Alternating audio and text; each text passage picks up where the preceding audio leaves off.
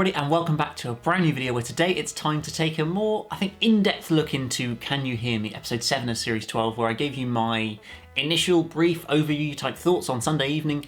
I've now had a chance to watch it again and have a little bit more of a think about it and try and form some more sort of substantial opinion, shall we say, on this episode. I think to an extent I'm still struggling to decide how much I like this story. Like, I don't think that it's amazing and one of the best stories ever, but I also don't think it's awful and it has nothing good about it. It kind of feels like it's just how much of the good stuff outweighs a lot of some of the bad stuff that's in there, I think, which kind of makes it sort of a challenge to really pin down exactly how I feel about it. We might as well start at the beginning of the episode, the opening sequence, which we've got for the first time since Spyfall Part 1. We had a cold opening, a sequence before the titles showed, which was nice to see. It's nice that Chris Chibnall was actually coming good on what he said before the series, where some episodes would have a cold opening, some wouldn't. It would be when the episode requires it, but it actually ended up being episode 1 had it, then nothing had it, and finally we've had another one with this one, which was good, and it was nice to have that back in Doctor Who. I think it always works quite well in just giving a little sort of an exciting, mysterious start to an episode. Obviously we were in Aleppo following around this woman Tahira, who is being chased by this mysterious beast creature, basically. And I think this is a good part of the episode, but I think also one of the problems is this setting of Aleppo. I understand that I didn't fully understand beforehand, but now I've kind of read up on everything about the fact that this is meant to be the setting of the first kind of mental hospital, if that's not the wrong phrase to use for it, that was sort of one of the very, very early ones of those that existed around the whole world, which was back in, 1350s, I think this was, or something, or the 1400s in Aleppo. And so I can kind of see the link with that, obviously, then having such a strong connection to mental health issues throughout this episode. But it also, to an extent, just felt like a bit of a needless location, I think, and introducing characters that didn't necessarily need to be involved in the story and didn't really add that much to it. I don't know, maybe it was just me, but it felt like, obviously, visually it looked amazing, certainly the sort of high shot, and even inside it looked really quite a cool sort of vibe and look to it. But it didn't feel like it really added as a whole that much to the episode for me. When I felt like this episode was more focused on the kind of the companions' nightmares that they were dealing with their friends and then with their nightmares. I think that's what this story is more about than this whole Aleppo. Not that it was a side plot particularly; it was fully connected to the main story. But it just felt like it was kind of almost wasting time a little bit, I think, in the story, where it could have maybe been used better to give a slightly more expansive resolution to the story, for example. So yes, then we get the fam all split off to go and see their various friends or whatever and sort of have a chat to people and whatnot, and it leaves the Doctor on her own, which I think was a first moment there, another one, a little hint of the kind of mental health side of this story, where you just get that hint of the Doctor's feeling quite lonely whenever she's not with the fam. I think really that this Doctor has a lot of sort of hidden insecurities. I think obviously she talks at the end about her social awkwardness and things like that, but I also get the strong sense there's a kind of that hidden insecurity that she really kind of needs her friends around her, otherwise she can feel quite lonely and sad. Now, I know we've seen that in Doctors previously, but I just feel like that's quite prevalent in this Doctor, and I just felt there was just that moment there when they'd all left and she's kind of like, oh, what do I do now when I'm on my own? Oh, well, I'll just jump and see them tomorrow again. I'll go jump straight to tomorrow and go see them, because she doesn't really want to spend any time on her own without them. And so I thought, I just felt like that was watching it more on rewatch than the original viewing, but I just felt like that was the first little hint, again, after the sort of mention of it in the pre-title sequence, that we were going to be tackling mental health issues in this story, I think. From there we get these various scenes with each of the companions when they're sort of going back and meeting, Graham meeting a couple of his old bus driver friends and getting this weird flashback, or this weird sort of vision in his head, basically, of Ryan meeting Tibbo, who apparently we saw in the first, in Spyfall Part 1, I think, briefly, but I don't really, in that scene, in the basketball scene, but I don't really recognise or remember him particularly.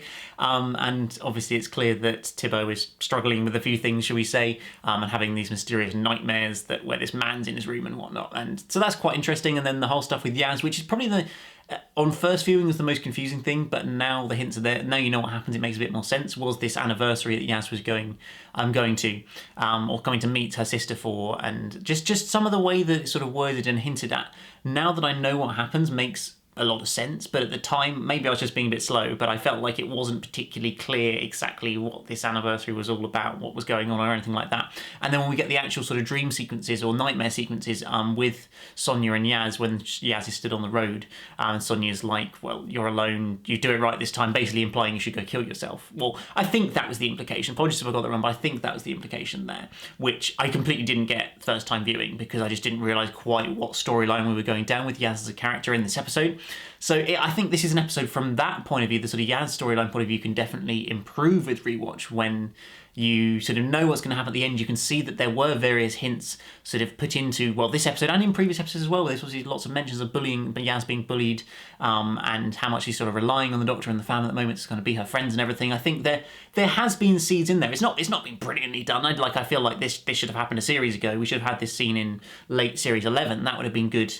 Character development in a timely manner, rather than having it, well, potentially a few episodes before she leaves, as she does leave at the end of series 12 or in the special. So yes, we have all these weird sort of mysterious sequences with the companions meeting their various friends and whatnot. We get the Doctor going to Aleppo and meeting Tahira, and finding this weird beast creature, then going and collecting them all up, and heading off to this viewing platform thing in space, essentially, which is quite nice to actually see us go into space for once in this series, when it feels like we've really been very earthbound as a series, which I don't hate, but I also feel it's a little bit of a shame, particularly as we know episode 8 is also going to be earthbound as well. It was just nice to get out into space for once and actually see something a little bit different that wasn't just Earth, another part of Earth landscape.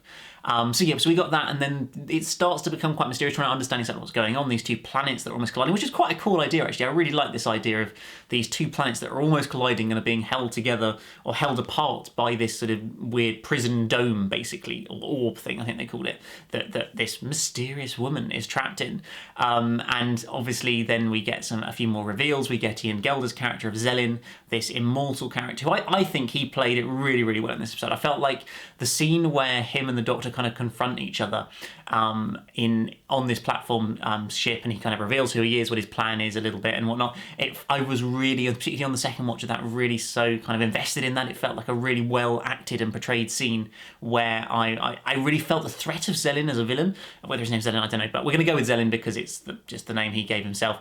But I just really felt the threat of him as a villain, like he really was this all-powerful, immortal being who is just having fun and playing games, basically, and all for the fun of it, and in such a sinister way. Obviously his creepy thing where his fingers come off his hand is just so creepy and weird and wacky, and I think a proper sort of classic Doctor Who-y wacky idea that you just wouldn't get in any other programme, really, that he lets his fingers go and they fly off into people's ears, and that causes them to induce into a sort of nightmare state, basically, where they're all seeing nightmares. I just think it's just bonkers crazy Doctor Who, and that's the sort of thing I do love about this show, and I love about some of the episodes of this series that they've really been just throwing in wacky concepts like that. And so I think that was definitely one of the strengths, is just the kind of wackiness of it. I know some people have talked about the comparisons with the Nightmare Man from the Sarah Jane Adventures and how that feels like a kind of better portrayal of what this story tried to do, and to an extent I can see that, yeah, it does make sense. It's not directly copying ideas, but it is looking at an idea of sort of using people's dreams and feeding off people's nightmares and things like that, and so there is definitely some comparisons there between the two.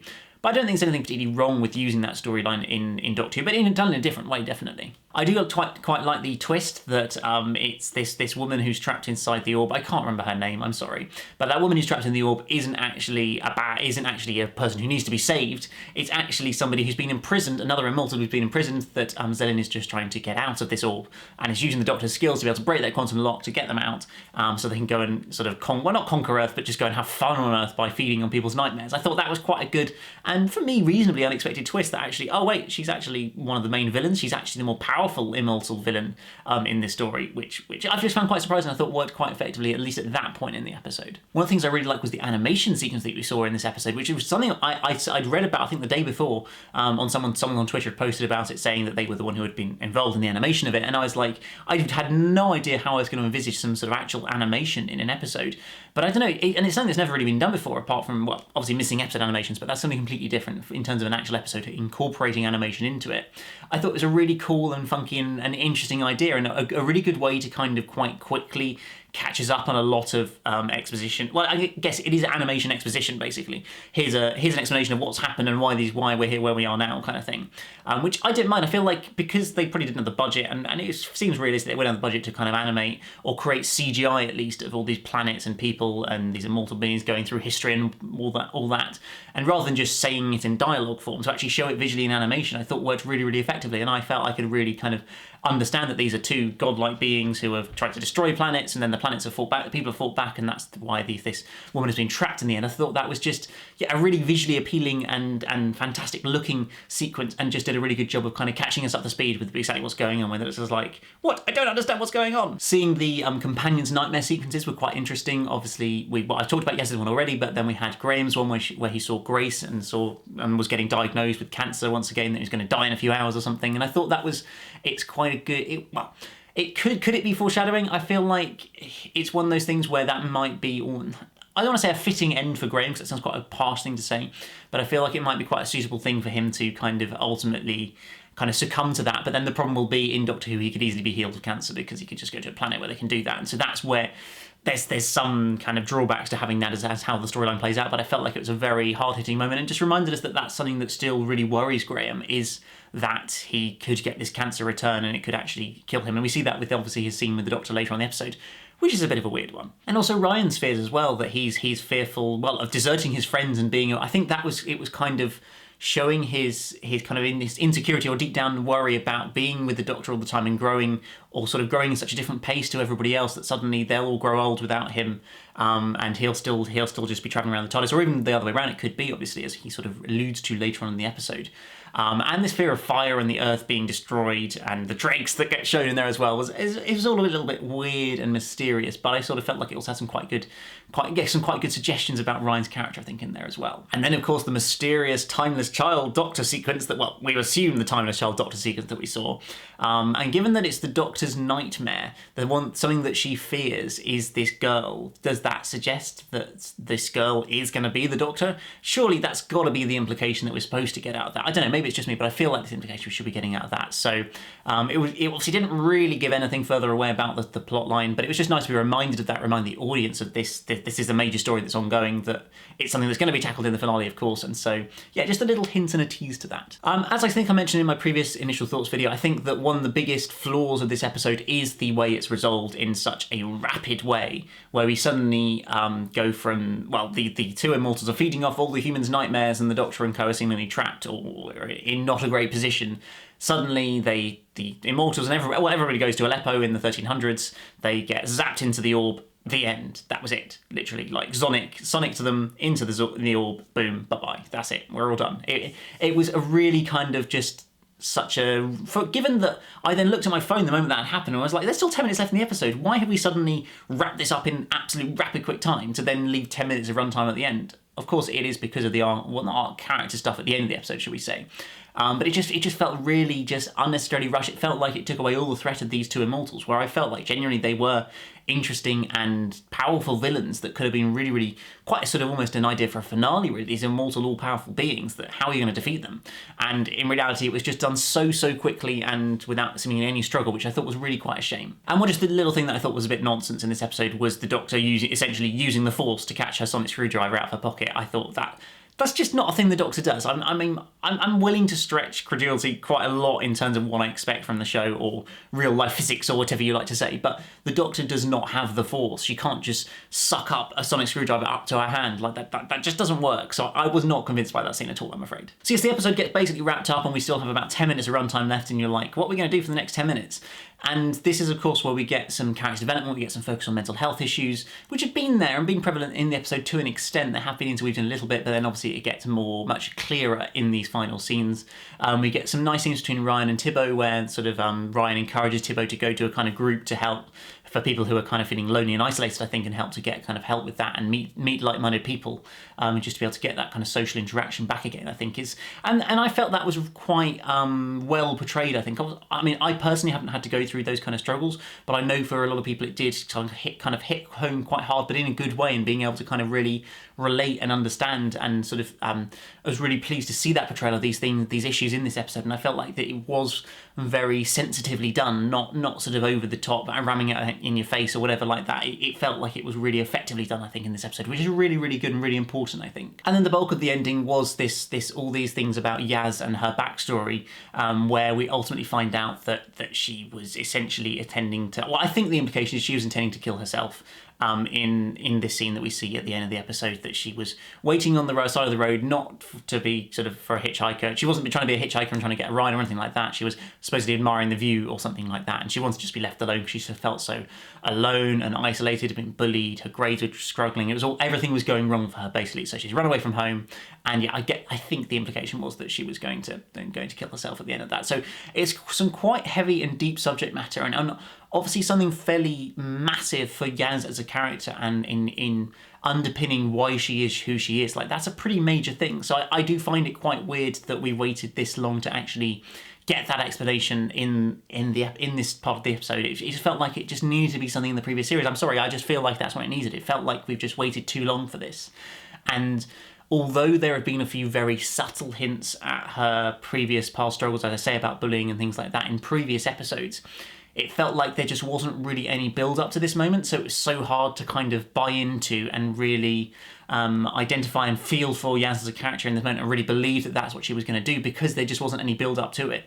It just felt so sudden within this episode, I think, which is a real shame, because I really wanted it to work really well and I really wanted it to really hit the right notes. And it does feel like an emotive moment, it does feel like an important moment, but it just feels like it could have been more if they had just had a little bit more build up to it within previous episodes, or even within this episode. I just felt like it needed more than what we got, unfortunately. But I do just still think it was a well thought out scene, very well performed, of course, by everybody involved, and a really nice scene, and then makes sense of this 3-year anniversary that we saw early in the episode. But yeah, 3 years earlier, of course, because it says on the screen.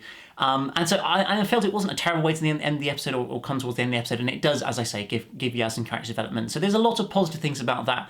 I just feel like it didn't work maybe quite as well as it could have done. And then finally we get the kind of controversial scene almost between Graham and the Doctor in the TARDIS, where Graham's confiding in the Doctor by telling her all about his struggles with fears about kind of the cancer coming back and everything around that.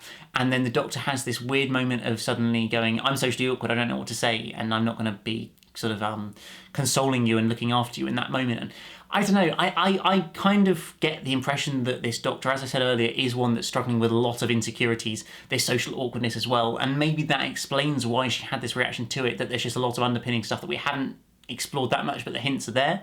Because I don't know, I just feel like pretty much any previous Doctor would have said something comforting in that moment. Even early 12th Doctor would have said something comforting in that moment when he was seemingly fairly heartless at times, shall we say. And so it just felt a little bit off for me. I felt like it wasn't what we wanted to see from our hero character in the Doctor in this moment, to see her going, oh no, I'm socially awkward, I don't know what to say, I'm just going to slip away now and get out of this situation, when what Graham really needed was some encouragement and some kind words. So I would love to hear your guys' interpretations of this scene, because I know it's been quite kind of debated and people have very different opinions on it. I'd love to hear your guys' thoughts on it, but it didn't feel quite right for me. And then, of course, the final moment is these quite kind of ominous scene, I almost felt like, between Ryan and Yaz, where Ryan's talking about how he's progressing and how he's changing as a person in the TARDIS, and he's not doing it with his friends, he's getting older than his friends. And just for me, it kind of felt like where Yaz was kind of almost defending the Doctor in that moment. It felt like, for me, Ryan kind of is already thinking about leaving. He almost begrudgingly says, well, on we go then with adventures, when the Doctor's like Frankenstein, and it just kind of got that impression that he wasn't exactly excited about doing it again. Part of him always does want to go back to his normal life again and be with his friends and sort of help and look after his friends like Tibbo.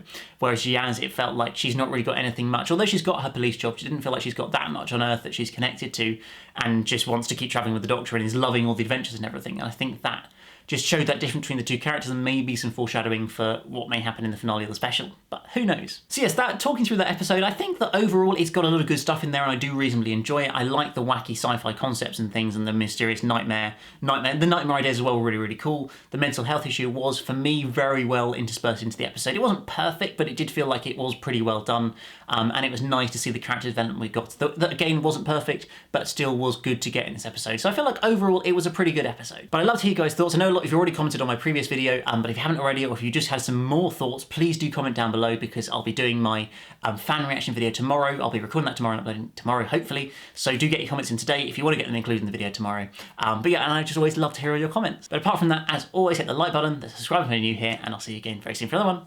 Goodbye.